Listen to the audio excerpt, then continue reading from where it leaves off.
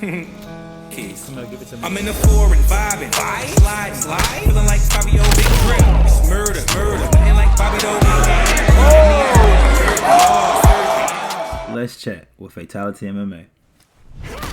I hear take one. Action. So it's been 6 months. 6 months of MK1, and I guess you can say this is my opinion, or 6 months later, whatever you want to call it. Just let's see how the game is really doing right now. And to be honest, it's at a very rocky state right now, to where it can make like one of the greatest comebacks ever. Well, I won't say the greatest comeback, but it can make a good comeback and get it back to that top fighting game status that it was.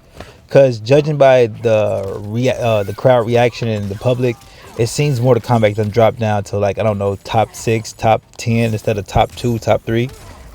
Because of course people are saying Tekken is better, people are saying Street Fighter is better, but that's not the point. So it can make that comeback back to the top, or it can just fall and just be one of those, oh man, this is probably the worst or not the greatest Mortal Kombat edition ever. But this first video is going to be kind of short. Then in a couple of days, I'm going to give you a more in-depth video about how I truly feel about it. But I just want to get this one out there. So let's chop it up now and let's chat about this. So overall, I'm still having fun with the game. I like the game. It is a good game. I think it has improved over the past 6 months with the updates. Because let's be honest, they gave us a beta game when it first came out, especially on the Switch. Now, one of the things that make the Switch version so important to me, because as you can see, I have it on my Xbox too, but one of the major reasons that makes this important to me is because I travel a lot for work. So sometimes I'm away from the crib for like a couple of days or even a couple of months. So having that mobility of the Switch and be able to play one of my favorite games, excellent. I love it. So anyways, it has improved a lot since then. So I can say that even the Switch is running better. So I'm happy about that. But one of the biggest issues is the communication, and I don't really see it in the community, especially with Warner Brothers having this beef with Twitter or X and Elon Musk. I don't understand it, but for like 2 months they just went radio silent, and you can only find stuff on meta platforms like Facebook and Instagram. Really irritating. And Twitter's kind of a cesspool anyway, so it doesn't really matter. But another issue was the bugs. And even though we communicated with them, especially through Twitter, because that's what we normally do, they would not communicate back. So these problems went hand in hand. And these bugs became so much of a problem that I believe a pro player lost the tournament because of it. And it's like, come on, man, y'all. We know y'all sold us a beta game, but fix the game. Then we had that long stretch of season 3, I think it was season 3, because it was Sub-Zero for like 90 days or something like that over the whole winter. It was a long winter. Sorry, I couldn't resist. But then there was the microtransactions.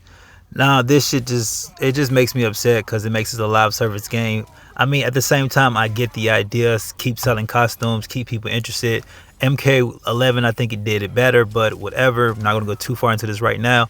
I still enjoy the game. So to go over some of the good parts, I love the fact that we brought back some old characters. I know people don't like cameo characters, but I'm actually a fan of it. I think it's pretty dope that we would give a bigger roster of characters to play with. And then again, there's some characters that just was not going to be in the game without the cameos. I mean, we can't have 100 people in one game. I don't want another Armageddon style game. Cameos is perfect. You can give me 70 cameos. I mean, not really, maybe like 40 cameos and like the base roster, but whatever. I do enjoy the cameos. It's a nice change up to the gameplay. The story mode was good up until maybe the multiverse and Shang Tsung part. I kind of would have felt better if they would have let this one in on a question mark type note, like who's his benefactor, how do we find it? Or they could have just kept it within that realm and just hinted at the multiverse. Anyways, another topic, another story. I mean, another day, another video. Another good thing I really liked about the game is the fact that crossplay did take a while to come, but I do like the fact that we finally got it and we can finally interact with each other. Although we do need a few more game modes. Honestly, I don't know how I feel about that, because people say they think it's not enough to do in the game, but it's a fighting game, bro. I'm getting on this game to fight people online or to play the story. That's all we really need. So I'm actually happy with that. I don't necessarily need chess combat. It's cool, but I don't need it. I'm not going to play it. The Crypt, I didn't really play the Crypt. I just got online and I beat the story. good enough for me. So again, I'm gonna make this video end right here because I just want y'all to get my overall feel of it.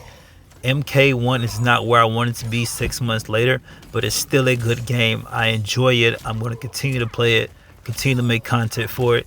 And Mortal Kombat name itself, the brand is not going anywhere. So they're going to, if people say MK1 sucks, we're going to need the next 3 games of MK to suck before people stop talking about Mortal Kombat.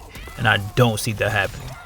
So if you enjoyed this game, keep playing it. If you've been watching the video this long, please give me a thumbs up. I appreciate it. Appreciate the likes. But again, don't let anyone else or these other content creators tell you how to feel about this game. If you like it, keep playing it. I know I will. They can say whatever they want. I appreciate you. Till next time. Prison would be too good for you. Brutality. Lee May win. Dummy.